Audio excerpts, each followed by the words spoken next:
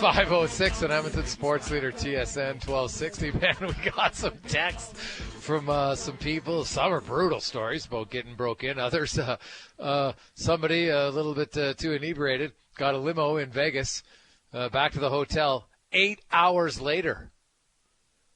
Credit card statement, 56 hundo. Oh, jeez. Jeez, I shouldn't laugh, but oh my goodness. Wow. Well, what are you doing for 8 hours in the limo? Like, did you just pass out? Oh, sleep. So I want to know. For sure. Oh, for 8 hours, and limo riders just driving around, you in the back. Oh, but that's a tough one. Oof. That is tough. Yikes. Let's get to the Rashog Report, brought to you by GS Construction. Proud supporters of the Heart of the Game Foundation golf tournament in honor of the late Rob Hartnell, who passed away from cancer earlier this year. Proud to support that and many other community initiatives. That's GS Construction. Ryan Rashog joined the Shogger. You ever had anything stolen of significance?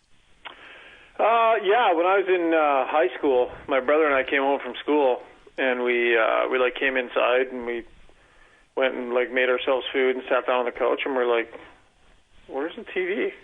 Oh, that's weird. And we were like, "All right, whatever." So we went downstairs, and then so we watched TV downstairs. And then we came back up, and we were like, noticed a couple other things missing, and we're like, that's weird. Anyway, so then we I don't know, went and played basketball outside or something, and then Mom came home and went inside, and then she's like, What is going on? We've been robbed. And Mike and I are like, what? And she's like, what have you got? We've been robbed. And so we go back in the house and we look around and we're like, oh yeah, there's actually a lot of stuff that's not here right now that normally would be. Yeah. So we were totally oblivious. Came in, made food, noted there was no TV, so we went somewhere where there was, just totally oblivious to the fact. So we lost a reasonable amount of stuff, but not exactly inspectors, my brother and I. Looking at the second day of free agency, that's classic guy stuff. Oh, there's a TV missing, but we're not going to worry about it, and then go play basketball. Classics. You've had a day now to look at everything that Ken Hall and them did. We saw late the return that it required to get Darcy Kemper. Obviously explains why Edmonton wasn't in on Darcy Kemper. I don't think they were trading a first and Samorikov plus something else, because you got to remember that Colorado only took on $3.5 million of Kemper, and if you were sending Koskinen back, you probably were going to have to give up even more to make that deal happen. So, do you see we know that Georgiev wants a trade out of New York, but I'm not even sure how you make that work. Do you see a trade, or I think they just stand pat, and during the season is when you might see a goalie trade? What do you think?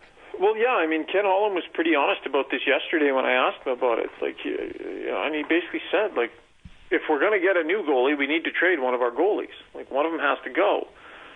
So, what do you think the cost is for moving Mikko Koskinen? He's $4.5 million and is a middle-of-the-way backup. So, trying to convince teams to take that contract, you have to incentivize them with something significant. If somebody was willing to take this deal, he'd be gone. He'd have been gone a long time ago if someone were willing to take that deal. I think it's a pretty strong indication that with all the mayhem happening in the goaltending world, Koskinen is somewhat of an immovable object. So otherwise he'd be gone. So yeah, the price for trying to get a team to take on $4.5 million or even half of that, it's high picks, and the Oilers I just don't think have interest in mortgaging a high pick for a contract that's bad for one more year. So I think there's a reason it hasn't happened, and I think there's a reason it's probably not going to happen. And I think, they'll have to stand pat and just go with what they got. They were around it, they looked into it, but imagine what the price would have been to say, oh, here you go, you get Mikko Koskinen too. Now you're dealing in big assets. So they just weren't willing to do it, and I don't know that they should have been either, because when all is said and done, guys, I'll ask you, how much was goaltending a problem for the Oilers during the regular season last year? If you were to list their top 3 or 4 problems, is it on that list? Well, listen, I was adamant that they couldn't come back the same 2 skaters, or same 2 goalies. Yeah. I was adamant, and my tune has changed in, let's say, the last week. And is that based on Price's study, just because you realized what it would have taken them to have moved on? Yeah, I think that the Oilers are already looking at, they're missing 2 draft picks next year already. So if you start firing other draft picks out to get rid of that contract and bring someone else in, like, is this their year? And I can't believe I'm going to say this before the season even started, but I think that this is a year they're going to stay and hopefully move up a little bit in the standings, but they're looking for big eternal growth. Ken Holland said it. You know, they're looking at the guys like Puljujarvi, like Yamamoto, like McLeod, like Bouchard. These guys taking a step forward and becoming, even Warren Foegele. You know, Warren Foegele, some people think he's a second-line left winger. He's going to be a third-line left winger. Dylan Holloway.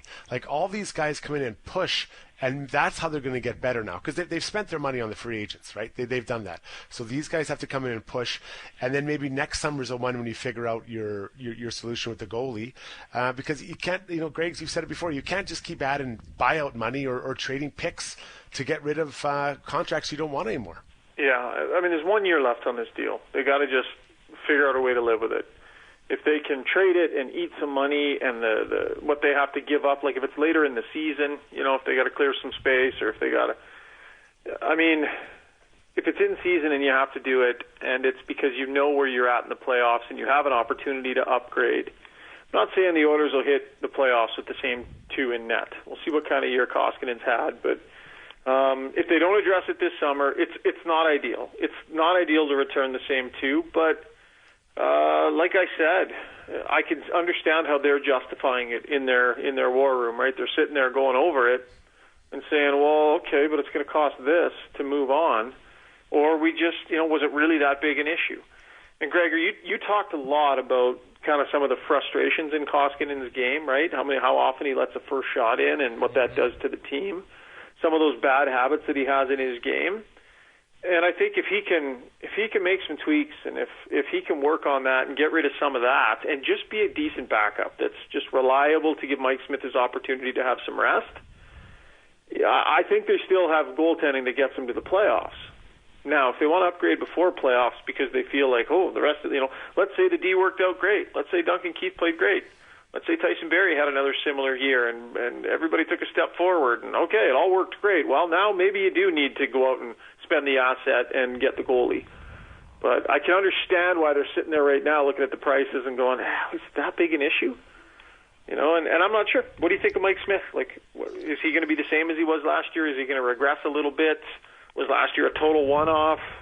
There's a lot riding. There was a lot riding on the play of Duncan Keith in his late 30s and Mike Smith. There's a lot riding on this team on the play of those 2 older guys.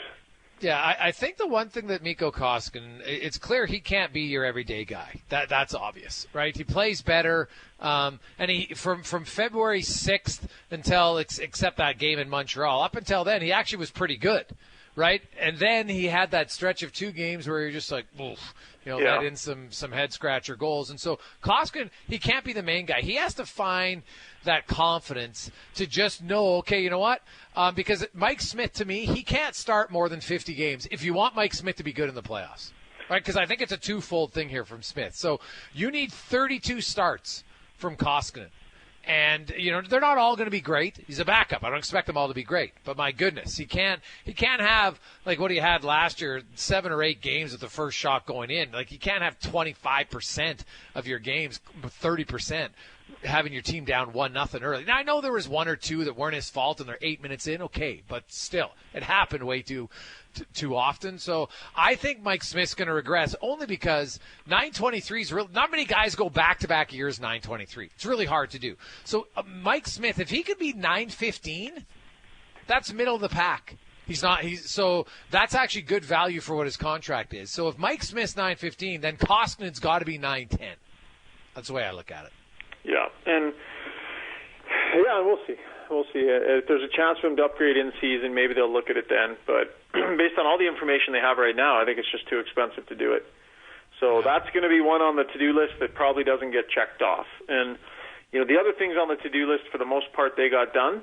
You can debate how well they got them done, some of them better than others, but they got most of what's on their list done. They still need to find a D-man, but I think they're in the process of trying to do that. Joined by Ryan Rashog, breaking down the Edmonton Oilers and all things NHL. He's from TSN. Shagar, I think that this forward group is deep, as deep as we've seen at least. There are players in real spots that they should be able to contribute in the lineup, like Fogle and Hyman and Derek Ryan and things like that. But there's also a wild card called Dylan Holloway, who no one has him in the lineup now, but who knows where that guy could be by the end of the season, and that could change the mix again. So there's maybe you hope a sidestep on the back end. You hope that that's what it becomes, but I think that forward group, they should be playing in the other zone way more and just way more forechecking, and that takes so much pressure off the D. Do you see it that way as well, or am I overvaluing what they did up front? No, I don't think you are at all. I mean, look at what their options were in that second left wing spot all last year. It was like, who can carry the ball for at least 2 games without dropping it? It was they're just handing it. One guy, he would couple games, dropped it. Cahoon. Ennis carried for a couple of games, dropped it.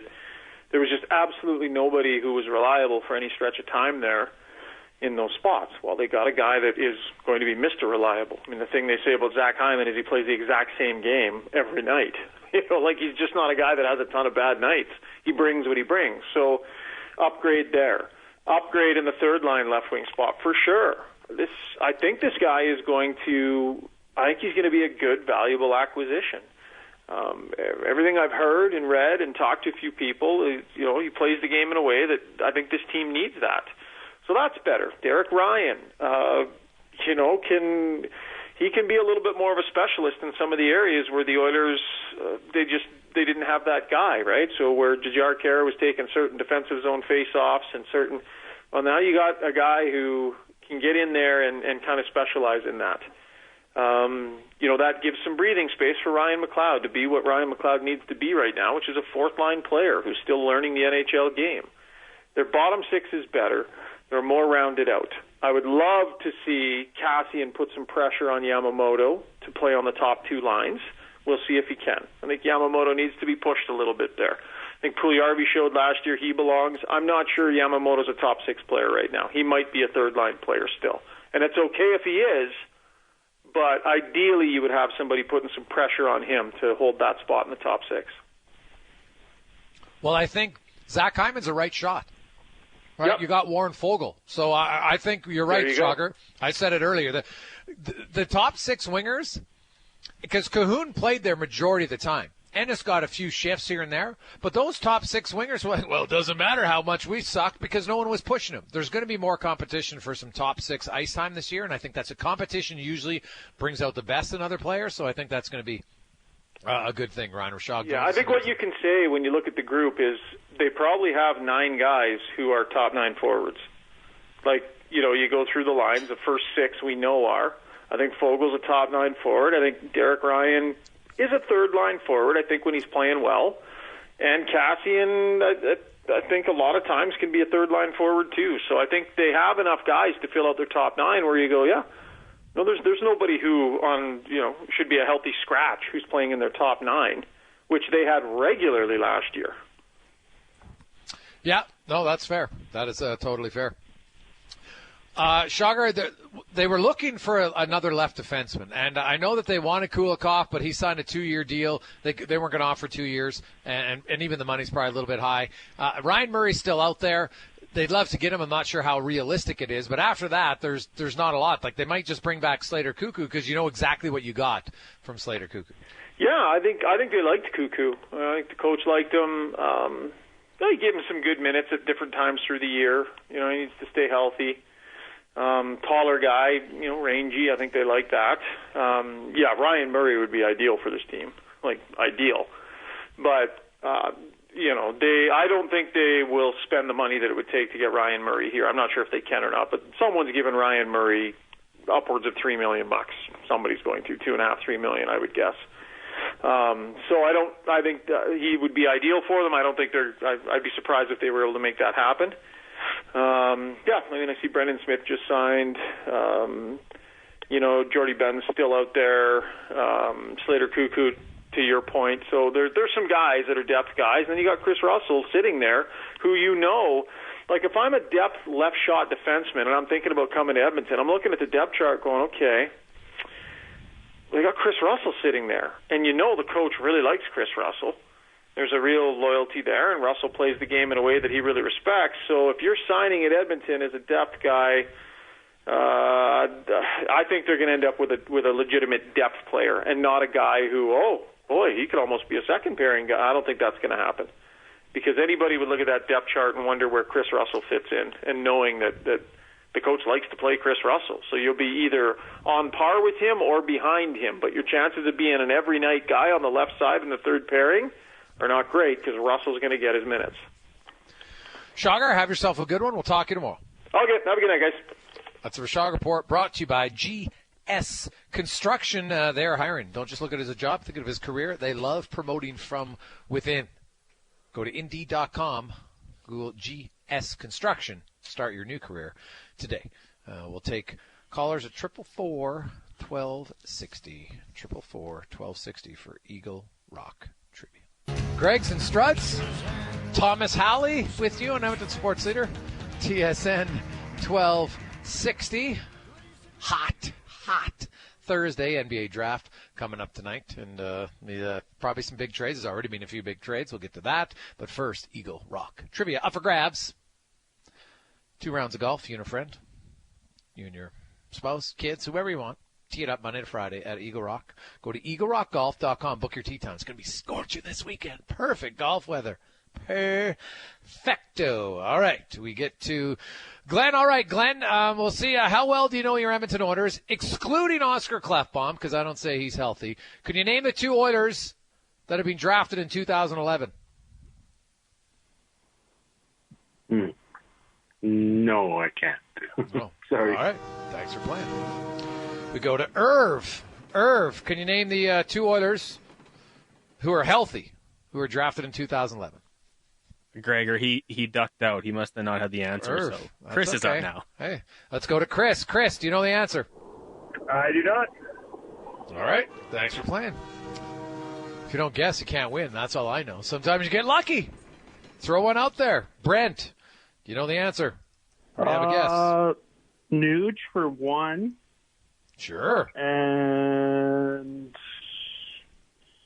I'm going to say, take a shot in the dark here and say Tobias Reeder.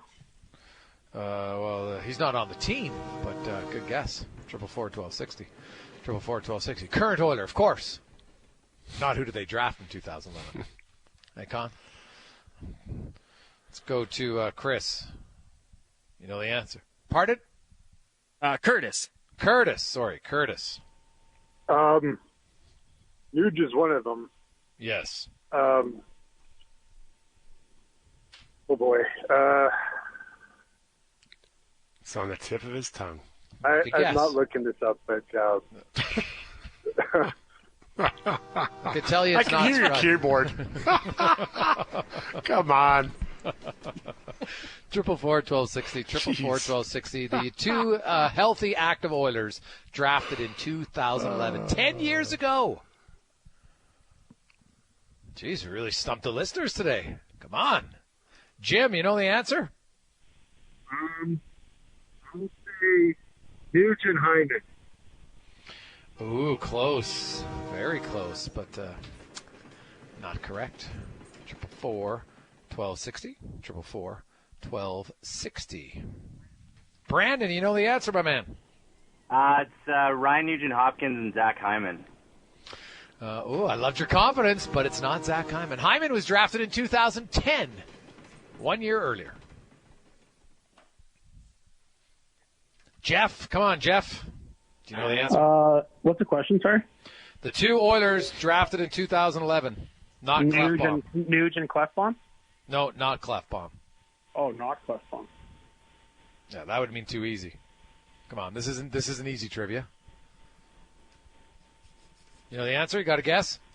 Travis Iwanek. Well, he doesn't play for the Oilers. And was a good guess, though. But Iwanek was drafted in 2011, but he never played in the NHL. Good local guy, though. His mother, Heidi's a beauty. She does a lot to help out at the school programs for dinner, just get breakfast for kids. I love it. Let's go to Val. Val, do you know the answer? Yeah. Two active Oilers who were drafted in 2011. Nuge for sure, and I'm not sure if CC's birthday's too late in the year.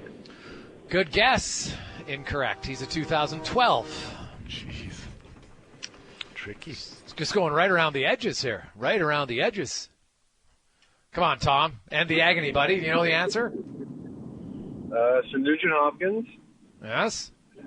And no. No, I don't have it. All right. Just think of the Oilers roster.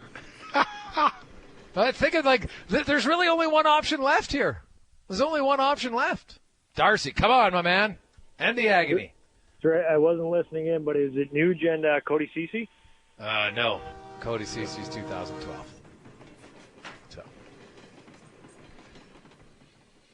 Oiler fans, you're really going to have to bone up on your insight on your team. Bill, do you know the answer? Hey, Gregor, I'm going to take a wild stab. Nuge and Turris. Kyle Turris. Oh, no. Kyle Turris was drafted a few years earlier. High draft pick, though. Good guess. But Turris was drafted in 2007. My memory's correct. 3rd overall. Come on, Cody. Do you know the answer? Nuge and Josh Archibald. Josh Archibald. Yes, indeed. Josh Archibald was taken in the 5th round in 2011 by the Pittsburgh Penguins. Spent 2 more years at actually spent 3 years at university, then went to the HL for 3 years, and then became an NHLer. Good for you. Congratulations. You're going to go tee it up at Eagle Rock. Stay on the line, and Cons will get all your info. Right on. Thanks, Greg. There, no problem. There you go. Nice. I like it. We got lots more to get to, so let's get to now our free agent report brought to you by All Tech Supply, strength through distribution. Canada's favorite master distributor, only selling through your local supply store. It's alltechsupply.com. And as we update the big signing today in the National Hockey League, of course, Brandon Saad signs. Big deal with the St. Louis Blues, New Jersey, and also Colorado were in to try to get him. But Brandon Saad, what do you make of that? What do you make of that signing? What do you make of kind of the makeover in St. Louis, Struds? Well, who do you got going out? You got James Schwartz going out, right? Hoffman's out. Seattle, yeah, Hoffman. There's another guy. So, they bring in Buchnevich and Saad. So, I guess you get a little bit younger. Definitely with Buchnevich, right? A little bit bigger. I think Buchnevich is bigger than Schwartz. But I think that the real question is, what happens with Tarasenko? Does he stay there? Does he go? Where does he fit into the whole thing? Because they still got to sign a couple players, and including Robert Thomas, pretty good younger player.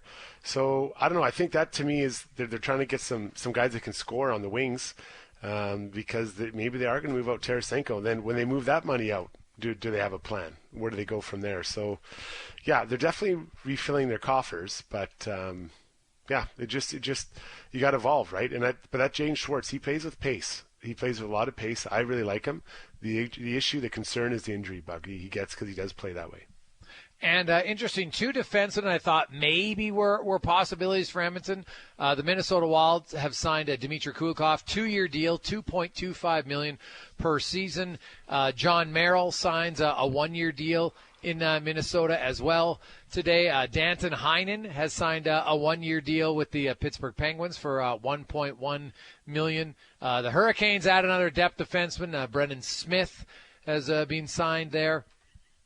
So he'll fill in. Corey Perry is going to Tampa for 2 years at $1 million. He's looking to get another cup.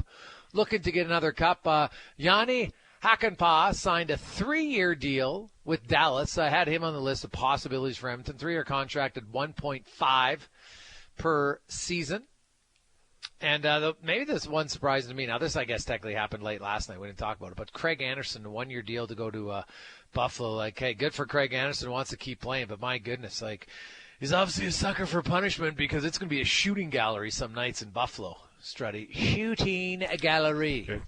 It's honestly, Greg, that Buffalo team, like the way they have their goalies set up right now, they have three goalies over 30, one that's 40, and then a young player. And I know they traded for the guy out of Florida, but Levi, is he going to be ready to play, right away? I'm not the goalie whisperer, but they're not even giving their team a chance based on what I know and see of these goalies, and they're not putting any money into it all. So, what's their plan? They've got a lot of cap space, and I'm assuming Jack Eichel's going to be coming off the boards. Yeah, they'll probably be taking contracts back, so maybe that evens out on some level.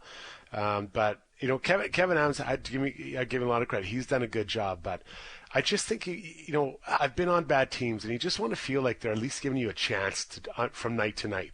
But when you look at that Sabres lineup right now, especially if you look at the goalies, and again, Levi's a wild card, the young goalie. But when I look at this whole situation with them, like, are they really having a chance? And I'm assuming Jack Eichel's not there, right? Like, who's their number one D-man? Probably, Rasmus Dahlin, but he's pretty young. Yoki Haru is in there. You got Pissick, Hag, you got Will Butcher, who, not a pretty good offensive player, not a smart, but not the best skater. Then Colin Miller's in there. Then up front, it's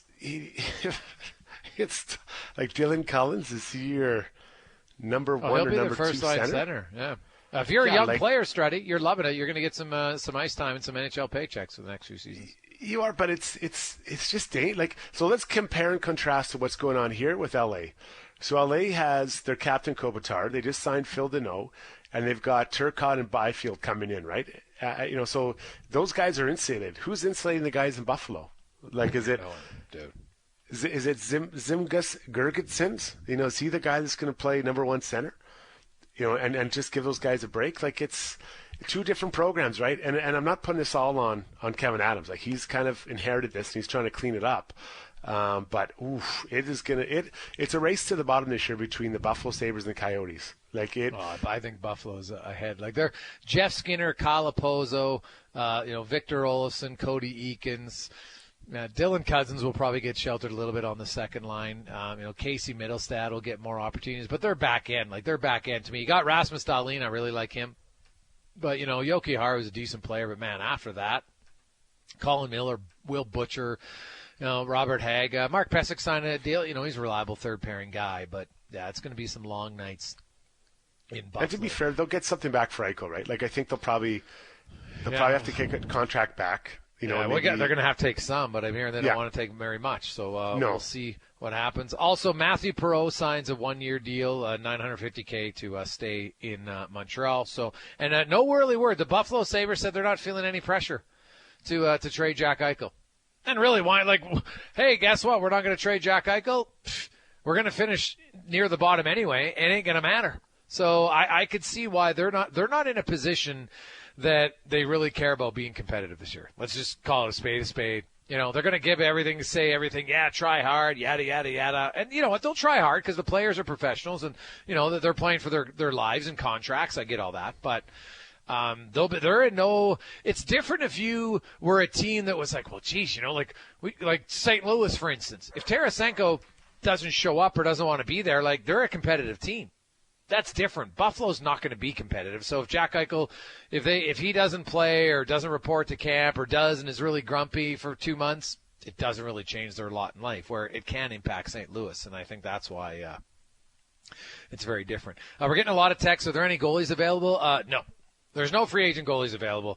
I think that you would have any interest in at this point. Probably the most experienced UFA goaltender available is Devin Dubnyk, and I don't see Devin Dubnyk at this stage being a better option than Mikko Koskinen. That's our free agent report, brought to you by All Tech Supply. Go to alltechsupply.com. It's Canada's favorite master distributor. 549 Hampton Sports Center, TSN 1260. Oh, my goodness. There's things. We're going to go around the world of sports, brought to you by McDonald's, where you can download the app to your phone. And every day you get specials delivered only to the app. Only available on the app at McDonald's. So a few things I want to touch on. The Pittsburgh Steelers, they had a big score because they had an open practice today, and so they had fans there watching, and they put a big thing up, a big sign on the Jumbotron saying, don't help our opponents. Please do not post video of our training camp plays on social media. Now, keep in mind, this is the same team that punts on 4th and 1 at their 46 last year when they were down 12 points in a playoff game. Okay? And now you're going to try to blame the fans? Oh, geez. Hey, figure it out. Like, give me a break. The fans with their video and stuff, like, football is the most laughable sport when it comes to thinking like, oh, geez. Like, you don't think a play you run on, what is it, July 29th is somehow that's going to be the play that, oh, geez, they're going to know what we're doing now. In November. Like, it's laughable, Strutty. It's laughable to post stuff like that. But, like, why risk it? You know, like, what if it is? Like, I just think those guys do study so much film. Like, I'd be combing through social media to see if I can pick up any kind of tips or hints from other social media members. So I don't know. I just. But you think in the first 3 days of training camp with way too many players that aren't even going to be on your team, that's where you're going to be pulling out your trick plays? Well, just maybe give an idea of what you like to do. I don't know why you just want to, like, why risk it? You know, like those guys in there are real professionals. Like they've probably seen it. Maybe they're doing it to other people, right? Like why? I just don't understand why you'd want to risk it. Like I kind of get it. I'm into it. I'm behind them. So when you're down 12 points at 4th and 1 in your own 46 in the fourth quarter of a game, you agree with punting? Well, I don't think that's really here's my point. Play. That's my point, though. They beat themselves. They're trying to use an excuse that, other teams are beating us. No, don't beat yourself first. No, I don't think that's at all either. I think we can question the play calling there and say it's a bad call, but their play didn't get stolen there. I think the two are unrelated. Yeah. Also, interesting that the big trade, the Yankees, if you missed it, they're loading up. They got Rizzo from your Cubbies, Strutty, and there's photos of Rizzo now walking around Wrigley Field, and he's up against the ivy just taking pictures with his family because they're getting moved on to the Yankees as the bad Yankees are loading up again. We'll see if it works. Yeah, that Rizzo's he's a passionate player. Like he's a lot of fun to watch and pretty good first baseman. Got a lot of range there, but yeah, he brings passion. Like I remember some times he had against the Cards. Obviously a big rivalry, St. Louis and Cubbies. But yeah, it's too bad he's Caesar. I kind of like it. And in the NHL.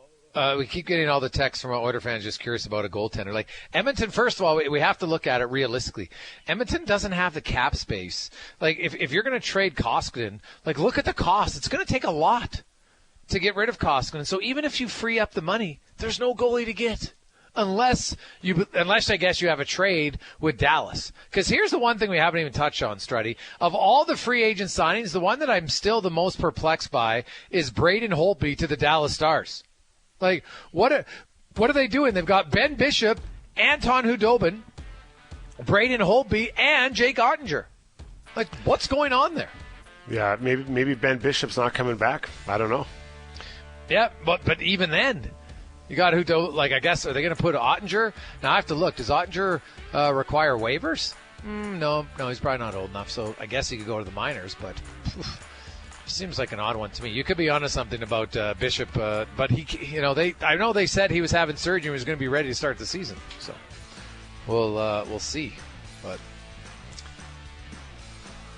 And Jack Eichel's neck surgery hasn't had it.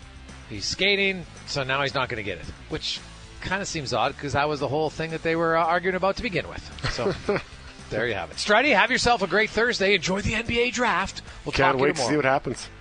Let's get to Connor with a Sports Center update brought to you by BIE Engineering, specializing in all your residential, commercial, and industrial structural engineering needs. Go to BIEENG.com. Thanks for listening. Join us tomorrow. We're out.